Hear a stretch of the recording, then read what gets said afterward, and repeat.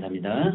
이제 우리에게 주신 하나님 말씀 사도행전 1장 1절에서 8절까지 말씀, 오늘 우리에게 주신 하나님의 말씀은 사도행전 1장 1절에서 8절까지 말씀,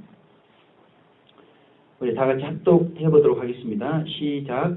데오빌로여, 내가 먼저 쓴 글에는 무릇 예수님의 행하시며 가르치시기를 시작하신부터 그의 택하신 사도들에게 성령으로 명하시고 승천하신 날까지의 일을 기록하였노라.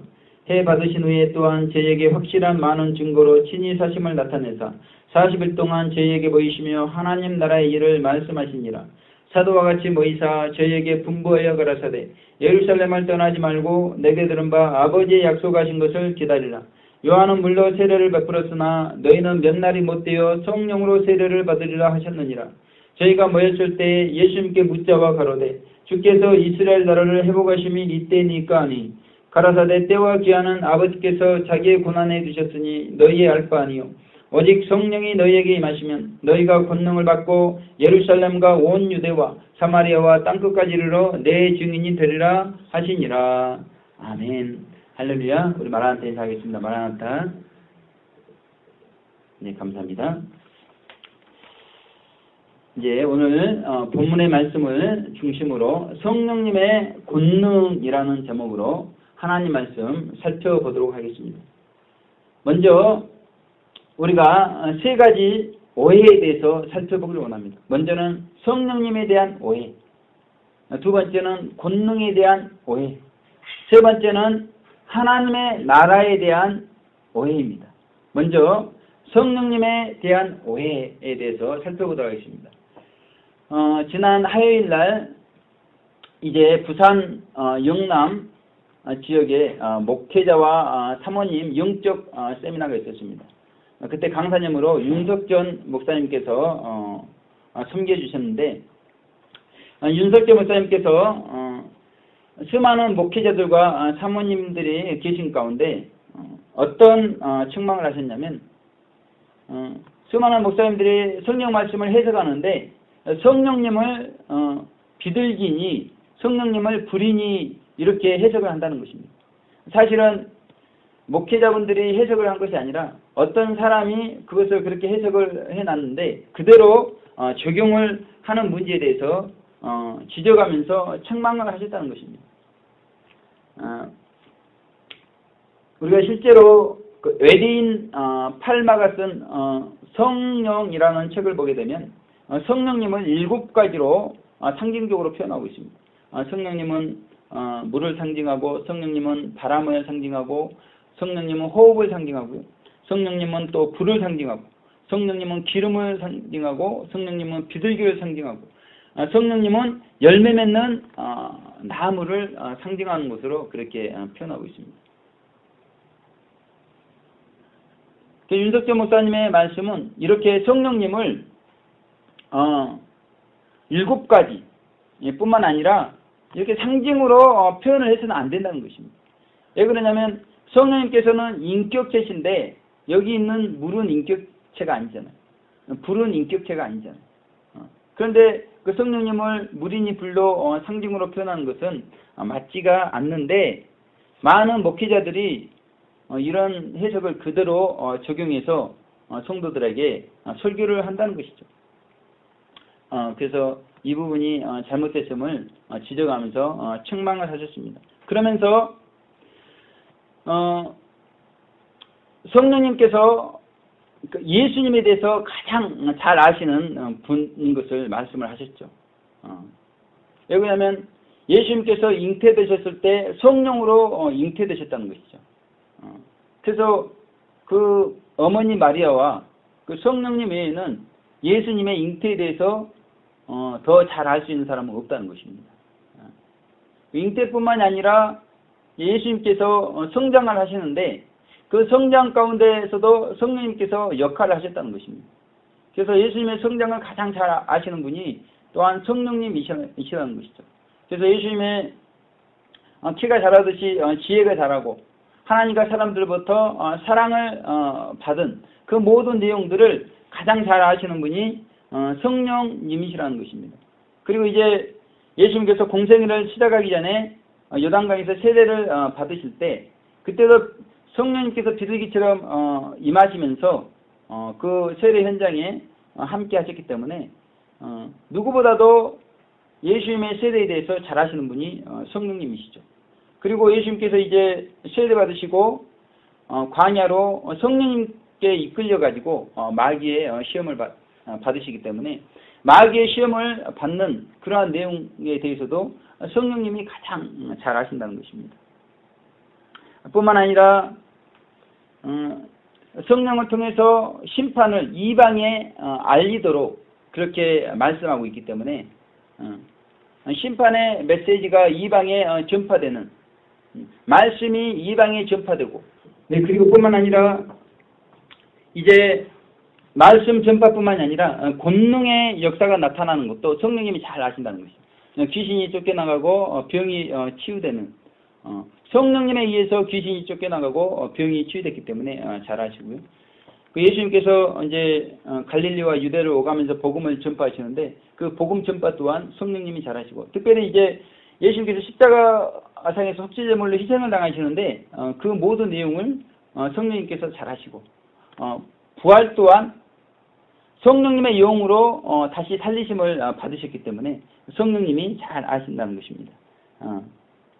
그래서 이 예수님에 대해서뿐만이 아니라 성경은 하나님의 영 외에는 하나님의 속사정, 사람의 속사정을 잘 알 사람이 없다고 그렇게 말씀하고 있기 때문에 하나님에 대해서 잘 아시는 분도 성령님이시고 또 사람에 대해서 잘 아시는 분도 성령님이시라는 것이죠. 그래서 요한복음 14장 26절을 보면 성령님을 보혜사로 표현하고 있습니다.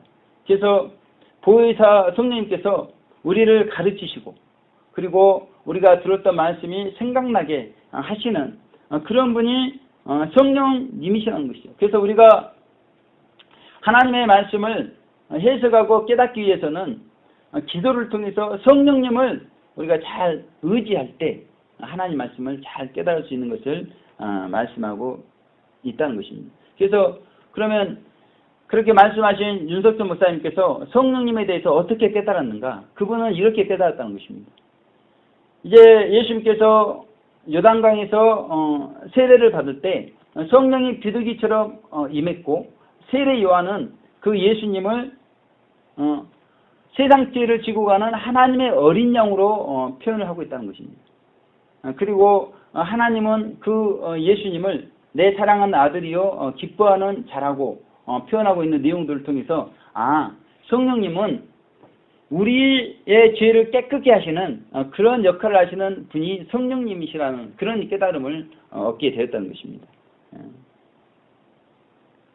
그러니까 그렇게 책망을 하시면서 그렇게 요단강에서 성령으로 임하시고 또 세례 요한이 세상 죄를 지고 하는 하나님의 어린 양이다. 그 하나님은 내 사랑하는 아들이다.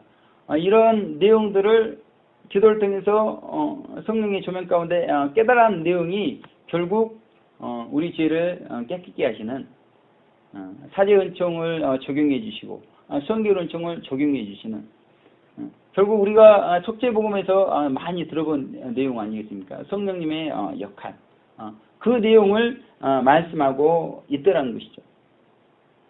그런데 우리가 잘 알다시피 이 성령님은 예수님의 영광을 나타낼 분으로 말씀하고 있습니다. 그래서 예수님의 것을 가지고 오신다고 말씀하고 있는데 예수님의 것 중에서 가장 중요한 것이 이 속죄 은총을 가지고 오시는 분으로 성경은 말씀하고 있는데 우리가 그것을 속죄복음을 통해서 너무나 진리가 분명하고 정확하게 정돈이 되어 있다는 것이죠. 그래서 이 윤석천 목사님께서 깨달은 내용하고 저희 속죄복음 내용하고 비교해보면 너무나 차이가 많이 있다는 것입니다. 그래서 제가 이런 말씀을 들으면서 하나님께서 주신 생각은 뭐냐면 우리가 성령님을 의지해서 말씀을 깨달아야 됩니다. 그 부분도 맞지만 또 겸손하게 또 사람을 통해서 배우는 그 자세도 필요하다는 것을 생각하게 되었습니다.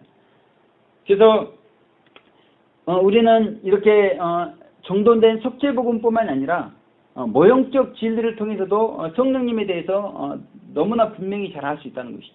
그래서 크게 마음속에서 역사하시는 성령님, 그리고 영 속에서 역사하시는 성령님.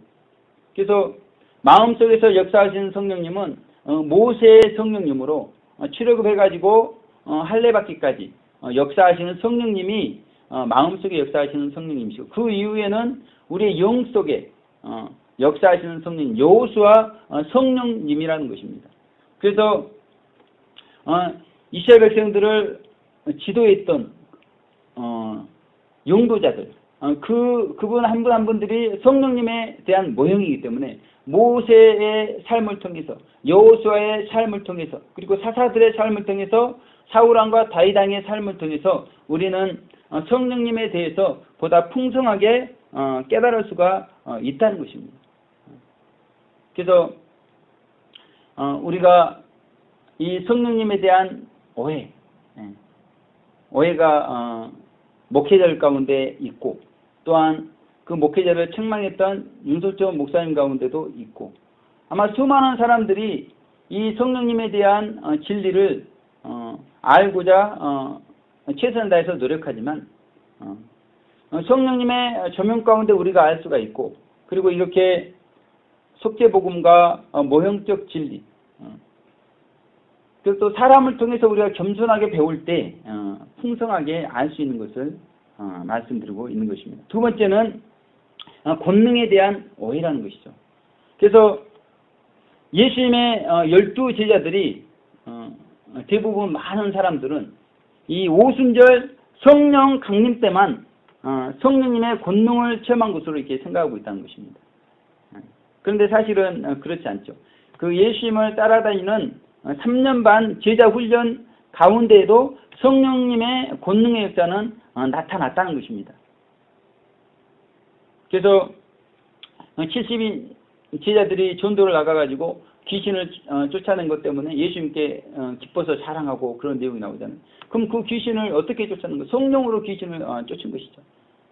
그래서 오순절 성령 강림 이전에도 성령님의 권능으로 귀신을 쫓아내고, 또 예수님께서 신앙 고백을 하도록 이렇게 했을 때 신앙 고백하는 내용, 특별히 요한복음 6장 69절에 우리가 주는 하나님의 거룩하신 자신 줄 믿고 알았삼나이다, 이렇게 고백할 수 있었던 것이 성령님으로 인해서 되었다는 것이죠. 베드로가 특별히 주는 그리스도시요 살아계신 하나님의 아들이십니다, 이렇게 고백했던 것도 성령님의 권능으로 그렇게 고백을 했다는 것입니다. 뿐만 아니라 이제 베드로, 야고보, 요한이 변화산에 올라가 가지고 예수님이 변화되신 것을 체험하고 모세와 엘리야를 보게 되는데, 그러한 영적인 체험도 성령님으로 가능했다는 것입니다. 그래서 우리는 꼭 성령님의 권능이 오순절 성령 강림 때만 이렇게 성령님의 놀라운 체험이 있는 것으로 잘못 생각하는 부분이 많은데 그렇지 않다는 것입니다. 그리고 또 하나 우리가 권능에 대한 오해 부분에서 생각해 볼 것이, 이 권능이 아무 때나 기도한다고 임하는 것이 아니라는 것입니다. 때와 기한이 있다는 것이죠. 권능이 임하는 때와 기한이 있는데 우리로서는 알 수가 없고 성령님께서만 알고 계신다는 것입니다. 그러나 우리는 알 수 있는 것이 분명히 출애굽할 때 성령님의 권능이 역사한다는 것이죠. 그리고 우리가 홍해 통과할 때, 그리고 무리바 생수 체험을 할 때, 그리고 좁은 문을 들어가고 변화산 체험을 할 때, 가나안 땅 정탐을 하는 변화산 체험 같은 그런 일들이 있을 때 우리가 성령의 권능이 역사하는 걸 체험할 수 있다는 거예요. 그런데 우리가 언제 출애굽할지, 언제 홍해를 통과할지 그 때와 기한은 우리로서는 알 수가 없다는 것입니다. 그래서 우리가 중요한 것은 이 성령 충만과 성령 세례가 다르다는, 이 부분이 많은 분들이 잘 설명하지 못하고 혼돈 가운데 있는 내용이라는 것이죠. 그래서 우리는 이 광야 시절에 이스라엘 백성들이 40년 광야 생활을 했던 그런 시절에 성령 충만을 사모하면서 마음 속에 성령님께서 충만히 역사했던 성령 충만. 그리고 이 성령 세례라는 것은 우리가 광야 생활하는 동안 우리가 체험할 수가 없는 것이죠. 우리가 기도한다고 해서 성령 체험할 수도 없는 것입니다. 이것은 광야 40년 생활을 다 끝마치고 영적 할례를 받고 성령의 영 속에 내주하는 그런 체험이기 때문에 이것은 마치 12제자가 오순절에 성령 강림한 그 사건이 성령 세례의 사건이기 때문에 성령 충만과 성령 세례가 다르다는, 그래서 이런 권능에 대한 잘못된 오해를 분명히 우리가 알고 말씀을 해석을 해야 정확히 해석할 수 있다는 것입니다. 또 세 번째는 하나님의 나라에 대한 오해라는 것이죠. 대부분 사람들이 예수님을 처음 믿을 때 우리의 영의 구원이 이루어진 것으로 생각한다는 것입니다. 그래서 오늘 본문 5절에 나오는 성령 세례, 이 성령 세례를 외적인 큰 은혜 체험의 사건으로만 생각한다는 것이죠. 그래서 이미 영의 구원, 영의 회복이 이루어져 있기 때문에 신앙의 목표에 영의 회복을 두지 않는다는 것입니다. 이것이 사실 큰 문제가 되어지는 것이죠.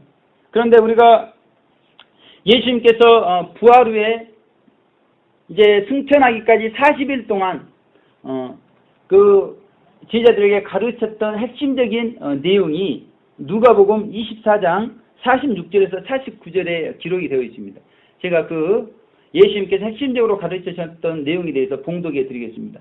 또 이르시되 이같이 그리스도가 고난을 받고 제3일에 죽은 자 가운데서 살아날 것과 또 그의 이름으로 죄사함을 얻게 하는 회개가 예루살렘으로부터 시작하여 모든 족속에게 전파될 것이 기록되었으니 너희는 이 모든 일의 증인이라. 볼지어다 내가 내 아버지의 약속하신 것을 너희에게 보내리니 너희는 이로부터 능력을 입히올 때까지 이 성에 유하라 하시니라. 이렇게 예수님께서는 말씀이 있습니다. 그래서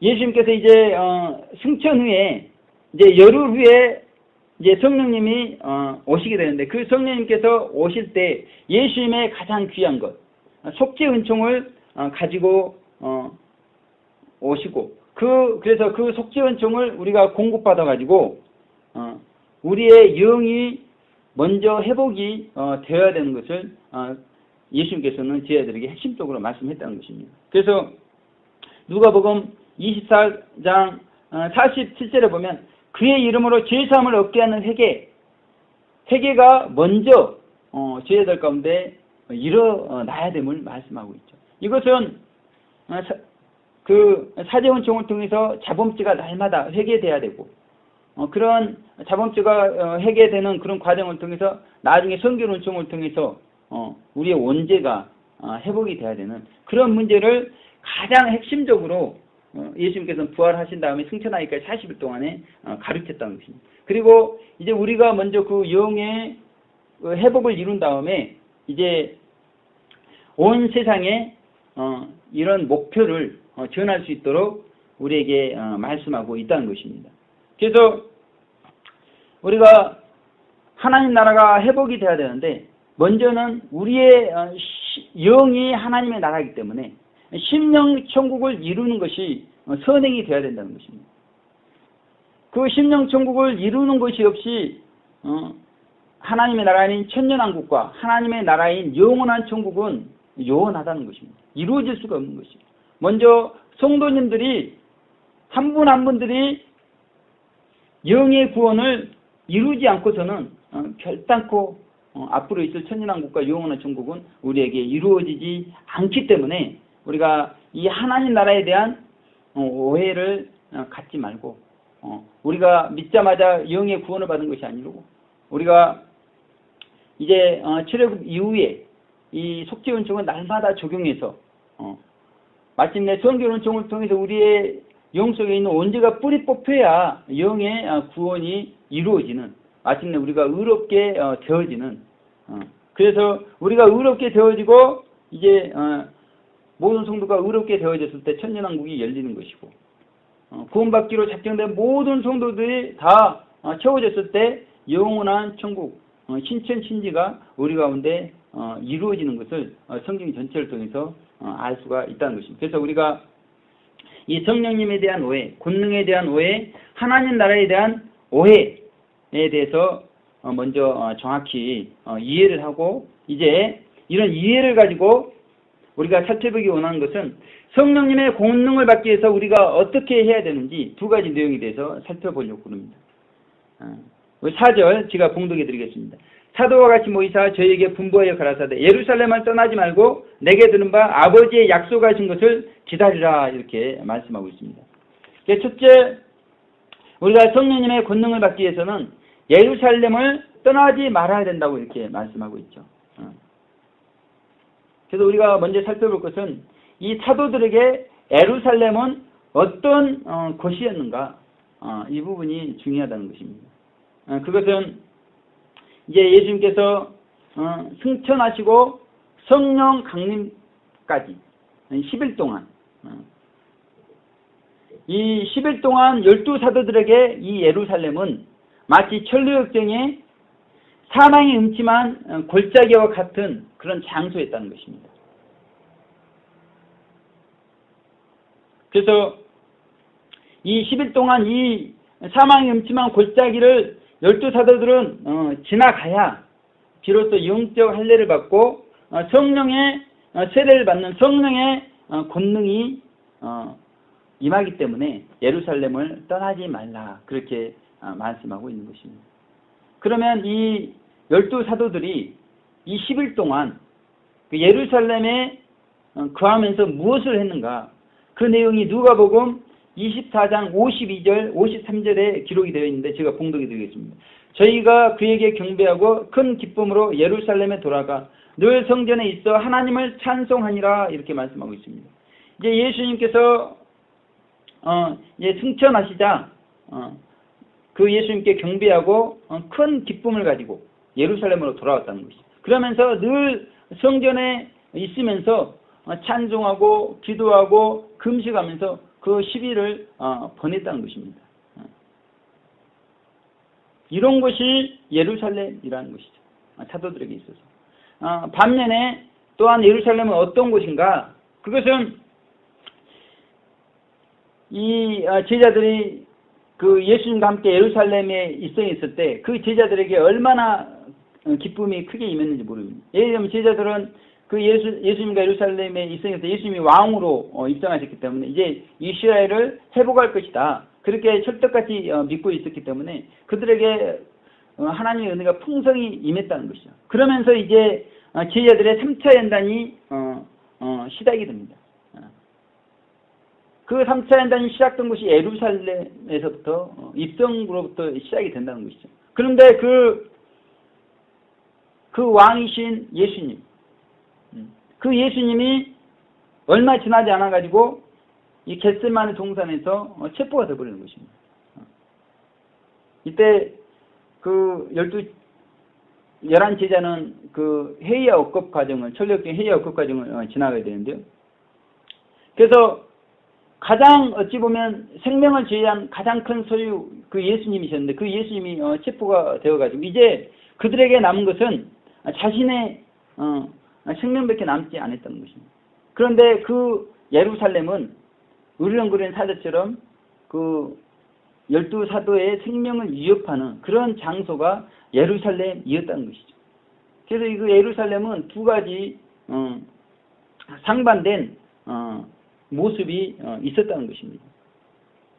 그럼에도 불구하고 5절의 하반부에 보면 아버지 약속하신 성령님을 기다리라, 그렇게 말씀하고 계시는 것이죠. 그 생명의 위협이 있는 그곳에서 약속하신 성령님을 기다리라. 예수님이 없는 그곳, 단지 그 소망의 말씀 하나만 있는 그곳, 예루살렘은 제자들에게 있어서 그런 곳이었다는 것입니다. 그래서 이 예루살렘이 어떤 곳이었는가 종합적으로 정리해보게 되면 제자들에게는 오직 소망의 약속, 성령님의 권능의 약속만이 있었던 장소라는 것이죠.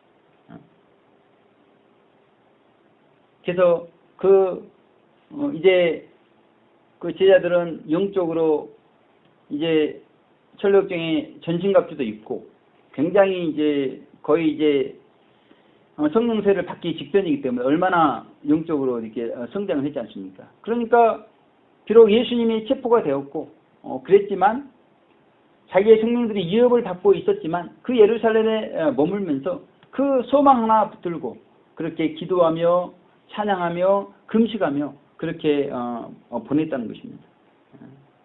그렇다면 우리의 예루살렘은 어딘가 우리가 살펴봐야 되는 것이죠. 그래서 우리의 예루살렘은 이 제자들처럼 우리가 훈련받고 연단받은 장소, 그것이 우리의 예루살렘이라는 것이죠. 그래서 우리가 훈련받고 연단받으면서 아픔도 있었고 상처도 있었던 그 장소, 제자들처럼 이 소망의 약속, 권능의 약속만 없다면 우리가 다 뿌리쳐버리고 떠나버리고 싶은 장소, 그것이 우리의 예루살렘인데 성복 교회가 된다는 것입니다.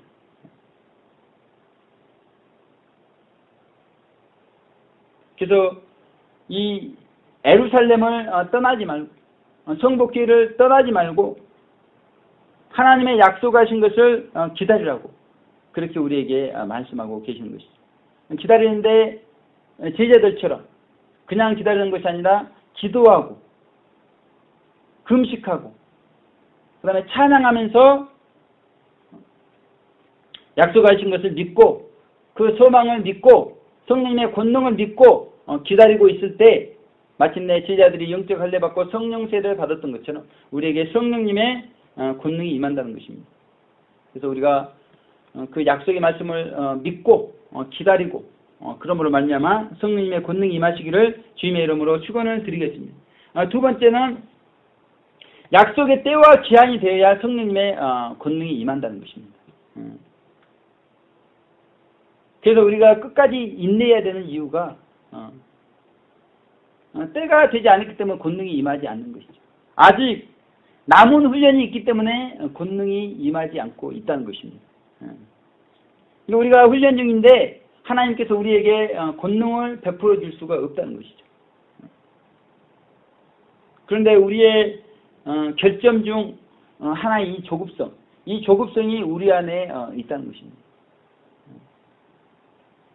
부흥이 되어야 되고 회복이 되어야 되고 하나님의 권능이 임해야 되는 그 하나님의 때와 기한이 되면 하나님께서 알아서 우리에게 권능을 베풀어 주시는데 우리는 그 때와 기한이 아직 되지도 않았음에도 불구하고 조급하게 그 하나님의 권능을 요구하는 우리의 모습이 있다는 것입니다.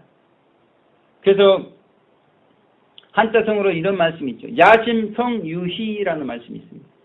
밤이 깊을수록 별은 더욱 빛난다고 이렇게 말씀하고 있죠. 이제 우리의 정말 훈련이 얼마 남지 않고 정말 우리가 연단받고 훈련받은 제자들이 마치 생명의 위협을 느끼고 그러면 그럴수록 그의 성령 세례, 성령님의 강림의 그 밝은 날은 더 가까이 다가온다는 거예요. 저희도 마찬가지입니다. 저희가 인내하면 할수록 그 권능의 날은 더 가까워지고 있는 것이죠. 그래서 저도 이 목회를 생각해 볼 때 참 야심하지 않는가 그런 생각을 해보게 되는 것입니다. 아무튼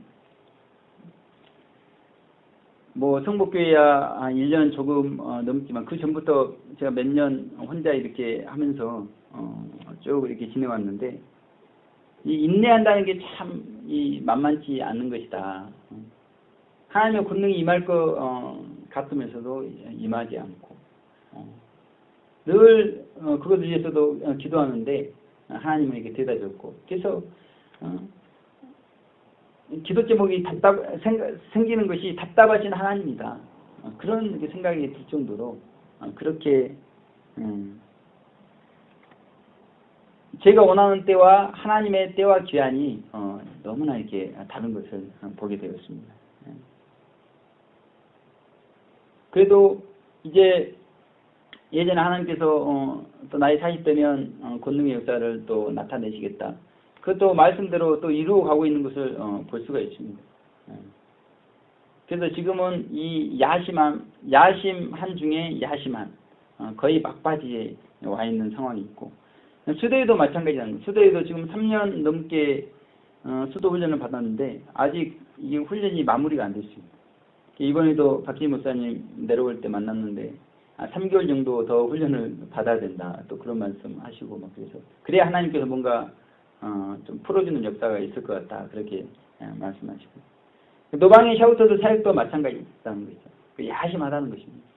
지금까지 몇 년 외쳐왔지만 이제 좀 숨통을 틔워주는 것 같은, 그래서 정말 이거는 거의 야심한 중에 야심한 그런 상황에 와 있는 것 같은 그런 생각이 드는 것입니다. 그리고 연단도 마찬가지라는 것이죠. 연단도 지금 2차 연단의 막바지에 이렇게 오면서 야심한 그런 상황이라는 것입니다.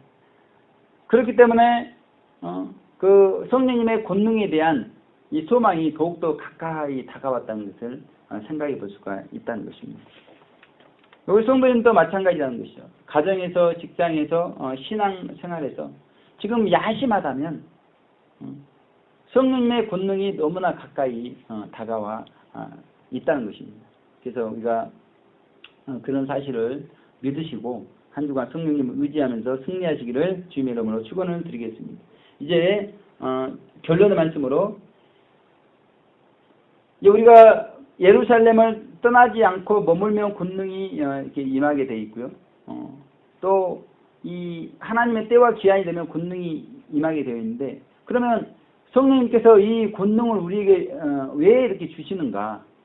그 이유에 대해서 살펴보자는 것입니다. 그것은 우리가 증인이 되라는 것이에요. 증인. 여기서 증인은 순교자가 되라는 것입니다. 그래서 8절에 보면 오직 성령이 너희에게 임하시면 너희가 권능을 받고 예루살렘과 온 유대와 사마리아와 땅끝까지 이르러 내 증인이 되리라 하시니라. 그렇게 말씀했습니다. 나의 순교자가 되리라 그렇게 예언을 했는데 그 예언이 예언 그대로 성취가 되었다는 것입니다. 우리가 생각할 때 순교자는 무엇입니까? 죽음을 두려워하지 않는 그것이 순교자죠. 그래서 죽음을 두려워하지 않고 경험한 예수님, 보았던 예수님, 들었던 예수님, 체험했던 예수님, 그것을 나의 생명과 상관없이 전하는 것이 증인이요 순교자가 되어진다는 것입니다. 요한일서 1장 1절을 보면 태초부터 있는 생명의 말씀에 관하여는 우리가 들은 바요, 눈으로 본 바요, 주목하고 우리 손으로 만진 바라 이렇게 말씀하고 있습니다. 태초에 있는 생명의 말씀, 예수님에 대해서 듣고 보고 주목하고 만진 것을 증인이 되어서 순교자가 되어서 전파하는 것이 증인이고 순교자고, 이를 위해서 우리에게 권능을 베풀어 주셨다는 것입니다. 그래서 내 증인이 되리라 이렇게 예언을 하고 있는데, 예수님을 위해서 예수님에 관한 모든 것을 증거하는 순교자가 될 것을 지금 예언하고 있고, 그 예언이 지자들을 통해서는 다 성취가 되었습니다. 문제는 이제 이 말씀이 우리에게 주어졌다는 것이죠. 그래서 이제 하나님의 은혜로 제1호 서울 노방교회가 이제 곧 세워지고, 그래서 노방교회를 위해서 앰프와 기타 이제 물품들이 구비가 되었습니다. 이제 그랬는데 제가 많은 분들에게 그런 말씀을 드려요. 노방에서 외치는 것은 사실은 출애굽하고 예수님을 아는 분들은 사실 누구든지 할 수 있는 것입니다. 돌발 심령이 아니고 가라지가 아닌 다음에야 누구든지 노방에서 외치는 것은 할 수 있는데, 문제는 이 진정한 노방의 샤우터들, 예수님을 위해서 현재 백색 순교의 삶을 살고, 그리고 최후에는 예수님을 위해서 적색 순교의 삶을 살 수 있는 이 진정한 노방의 샤우터들은 아무나 될 수가 없다는 것입니다.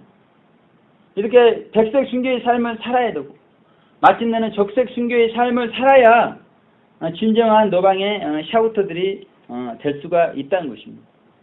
그래서 제가 말씀드렸다시피 지난주에 WCC 문제가 큰 화두가 되었고요. 이제는 우리가 더 이상 이 WCC의 모욕 앞에서 그 사울과 다윗의 태형, 그 이스라엘 군인들처럼 항우만 벌이고 있어서는 안 되는 것을 말씀하고 있죠. 분명히 성경에 사도행전 4장 12절을 보면 다른 이로서는 구원을 얻을 수 없나니 천하 인간의 구원을 얻을 만한 다른 이름을 우리에게 주신 일이 없음이니라 하였더라 이렇게 말씀하고 있습니다. 그런데 다른 종교에도 구원이 있는 것처럼 각 종교마다 구원이 있는 것처럼 그렇게 말하는 것은 말장난밖에 되지 않는 것이고요. 그분들이 천국 가는가 지옥 가는가 분명히 이야기를 해야 되는 것입니다. 예수님을 믿지 않으면 천국 갈 수 없는 것을 분명히 이야기를 해야 되는데 그렇게 이야기하지 않고 어물쩍 하면서 종교 통합을 이루려고 하는 이 WCC의 모욕 앞에서 우리는 다윗처럼 골리앗 앞에서 다윗처럼 WCC 문제를 가지고 샤우팅을 해야 된다는 것입니다. 다윗이 어떻게 샤우팅을 했습니까? 사무엘상 17장 26절을 보면 이 할례 없는 블레셋 사람이 누구간데 사시는 하나님의 군대를 모욕하겠느냐 이렇게 샤우팅을 하고 있잖아요. 그래서 우리도 이 다윗처럼 WCC에 대해서 그렇게 샤우팅할 수 있는 그러한 용기가 우리 가운데 필요하다는 것입니다. 분명하게 우리에게 말씀이 주어져 있잖아요. 우리가 그 말씀을 분명하게 믿잖아요. 예수님 외에 구원이 없는 것을 분명하게 믿는데 예수님 외에도 구원이 있는 것처럼 말하고 있을 때 그것도 타종교에서 말하는 게 아니라 같은 교회라고 하고 믿는다고 하는 사람들이 그런 이야기를 했을 때 그것은 아니다라고 분명히 말할 수 있는 분명히 선을 그을 수 있는 우리가 돼야 된다는 것입니다. 그래서 윤석재 목사님께서 그 수많은 목회자와 사모님들 앞에서 그런 이야기 했어요. 예수 믿지 않으면 지옥 가는 거 다들 믿지 않습니까? 그런데 왜 그 지옥 가는 사람들에게 전도하지 않는가? 믿는다면서 왜 전도하지 않는가? 그것이 과연 믿는 것인가? 믿지 않고 있다는 것입니다. 결론은 믿지 않고 있다는 것이죠. 믿으면 분명히 내 사랑하는 아내와 자녀들, 이웃들이 지옥 가는데 그들에게 복음을 전해서 그들이 지옥 가지 않도록 해야 되는 것인데 안 믿기 때문에 전하지 않는 거 아닌가? 그렇게 말씀하고 있다는 것이죠. 우리도 마찬가지입니다. 오늘 예수님의 제자들이 오순절 성령 강림 때 성령 세례를 받아가지고 이제 구원이 확정이 되고 예수님께서 만약에 공중 강림하시면 이들은 휴거 성도가 되어진다는 것이죠. 그런데 우리가 아직 이와 같이 성령 세례를 받지 않고 있다면 예수님 공중 강림하실 때 우리는 휴거되지 못하는 성도. 그래서 교회와 성도들에게 성화되도록 우리가 외칠 그런 사명이 있는데 우리가 외치지 않는다면 우리가 그것을 그 진리를 믿지 않고 있다는 것이죠. 그리고 그렇게 성령 세례 받지 못해가지고 대열난 들어가게 되는데 이제 대열난 들어가서 믿음으로 승리할 수 있는 준비가 되지 않으면 그때는 죽게 되거나 아니면 뭐 돌밭이게 되든지 배교자가 되든지 그런 일이 분명히 벌어지고 그럴 텐데 그분들에게 대열난을 준비할 수 있도록 우리가 외치지 않는다면 우리가 진리를 믿지 않고 진리가 정돈이 안 돼 있는 그런 결과가 되어진다는 것입니다. 그래서 우리는 이제는 예수님의 권능을 받아가지고 우리 신앙의 색깔을 분명히 할 필요가 있다는 것입니다. 마지막 구원의 기회를 선용하도록 마지막 성화의 기회를 선용하도록 그 뒤할 날을 잘 준비할 수 있도록 우리가 그렇게 외치지 않고서 우리가 진리가 중단되었다고 말할 수가 없다는 것입니다. 그래서 이제 우리 한 주간 예수님의 제자들이 권능을 받기 위해서 예루살렘에 머물면서 기도하고 찬송하고 금식하고 하나님의 약속하신 것을 이제 그렇게 기다리고 그리고 그 10일 동안 예수님의 때와 기한이 차기까지 그렇게 기다리면서 마침내 성령의 권능을 받아가지고 성령 세례를 받아서 정말 다들 예수님의 증인이 되어서 순교자가 되어 하나님께 영광을 올렸던 것처럼 우리도 이제 권능 받아서 권능 받으면 예수님의 제자들처럼 우리도 순교할 수 있는 그런 실질적인 우리의 신앙 우리가 권능을 원하면서 제자들처럼 순교는 싫다고 하면 이게 말씀과 맞지 않는 것입니다. 하나님 우리가 정말 증인이 되길 원하오니 우리에게 권능을 베풀어 주시는 그런 한 주간 되도록 그렇게 기도하시기를 주님의 이름으로 축원을 드리겠습니다. 제가 기도하겠습니다. 하나님 아버지 감사합니다. 오늘은 성령님의 권능이라는 말씀으로 하나님 말씀 증거했습니다. 우리에게 권능이 필요합니다. 하나님 아버지 그러나 때와 기한은 하나님께 있으므로 우리가 더 인내하면서 아버지 하나님 정말 제자들처럼 어떠한 위협이 있다 할지라도 우리 하나님의 약속의 말씀 소망의 말씀을 붙잡고 승리할 수 있도록 도와주시옵소서. 그래서 우리에게 권능이 임할 때 이제 그 권능 가지고 어디든지 예루살렘과 온 유대와 사마리아 땅끝 어디든지 나아가서 순교자가 되어지는 마지막 때 많은 영혼들을 구원으로 인도하고 또 이제 예수님 공중만림하셨을 때 휴거 성도가 될 수 있도록 그리고 휴거 성도 되지 못한 영혼들이 뒤월 안에서 승리할 수 있도록 우리가 그들을 잘 섬기는 그러한 일에 우리의 전 인생을 헌신할 수 있도록 인도하여 주옵소서. 감사드렸고 예수님 귀하신 이름으로 기도 올려드립니다. 아멘.